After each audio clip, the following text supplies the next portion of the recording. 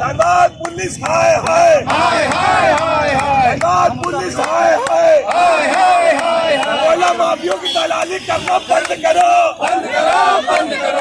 Dhanbad police मुर्दाबाद, मुर्दाबाद, मुर्दाबाद, धनबाद पुलिस मुर्दाबाद, मुर्दाबाद, बंद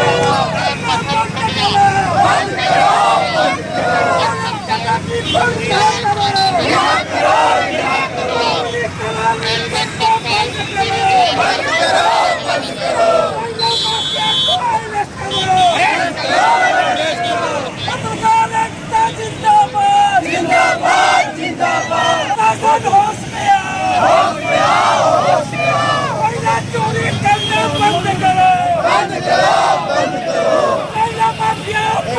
हो तो क्या आपका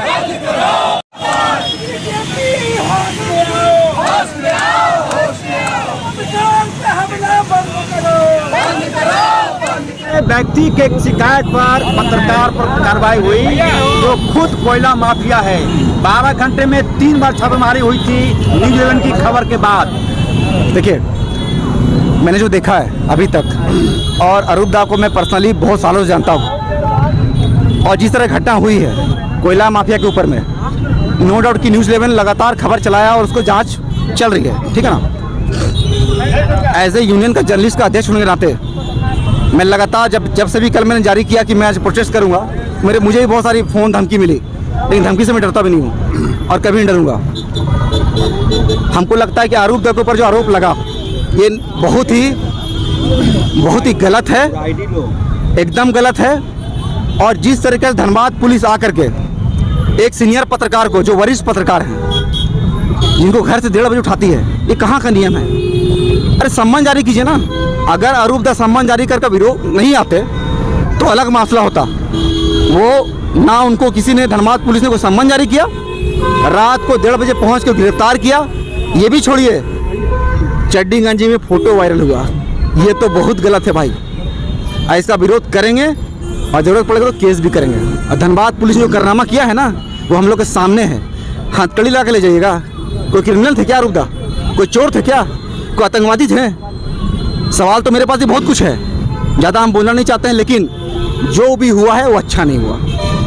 क्या मांग करेंगे सीएम से? हम अभी भी मांग करें माननीय मुख्यमंत्री से कि अरूप दा को बाइज्जत बरी किया जाए। धन्यवाद। कड़ी लगा देना, 1:30 बजे रात को घर से उठा लेना, चड्डी गंजी में फोटो वायरल कर देना, क्या कहना चाहेंगे?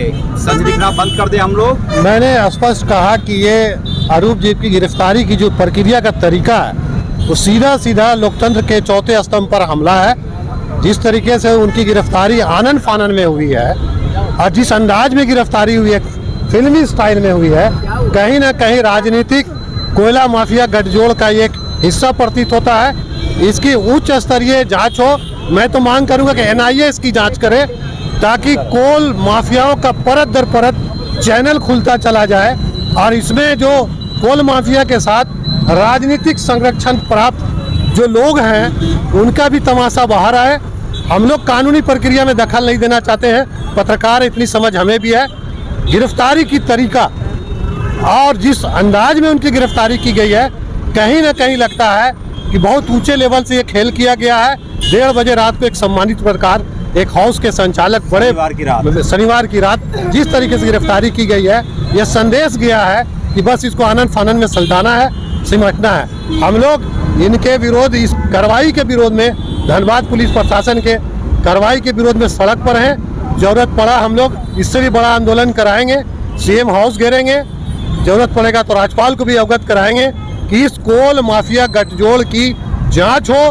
प्रदेश में खाली कोल नहीं, खनिज संपदा की जिस तरीके से लूट हो रही है, जो हाउस इनके खिलाफ लिखते हैं उन्हें रास्ते से हटा दिया जाता है या सलाखों के पीछे भेज दिया जाता है। 7 बजे से लेकर रात 11 बजे तक न्यूज़ 11 के दफ्तर में मौजूद रहता है।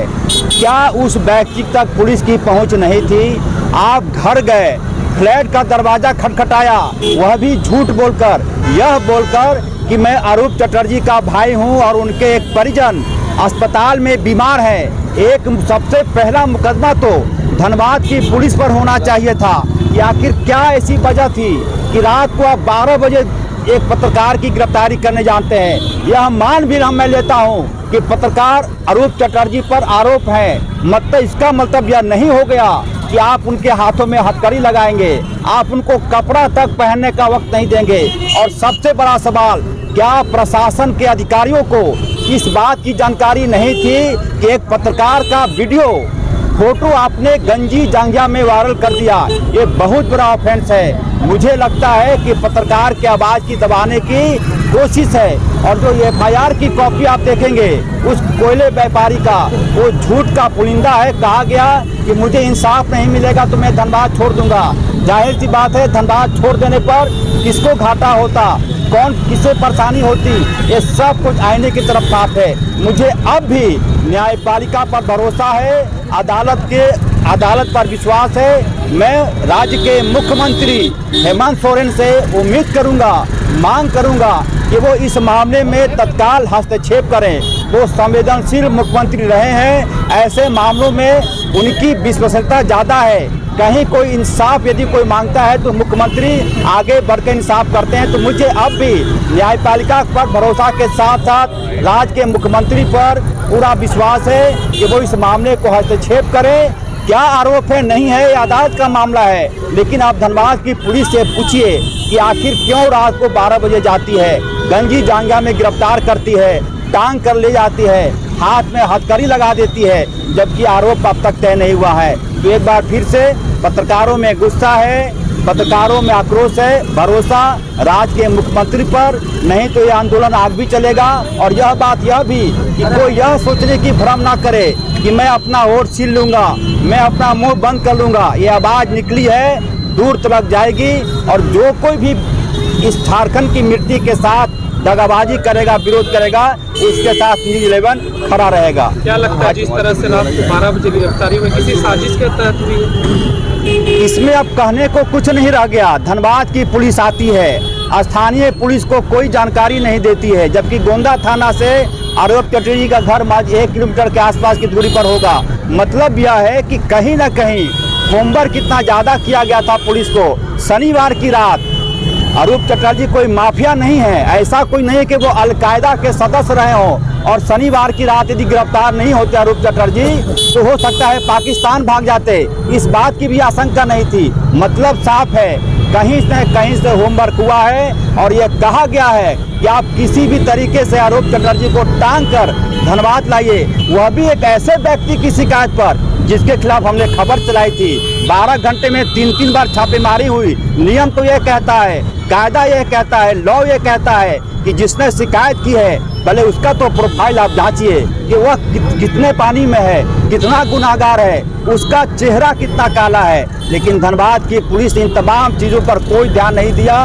वो धनबाद से रांची आती है, अरूप चटर्जी का आवास में झूठ बोलकर घुसती है कि मैं उनका भाई हूँ, उनका भाई बीमार है, मैं देखने आया हूँ। और पूरी तरह से जो चीज़ें सामने आई है, मुझे लगता है कि पत्रकार की आवाज़ की दबाने की कोशिश हुई है। लेकिन यह कोई भ्रम ना पाले कि आवाज़ दब जाएगी, आवाज़ और तेज उठेगी। और कोई अधिकारी अफसर यह भी भ्रम ना पाले कि उनके काले कारनामों को हम दिखाना बंद कर देंगे।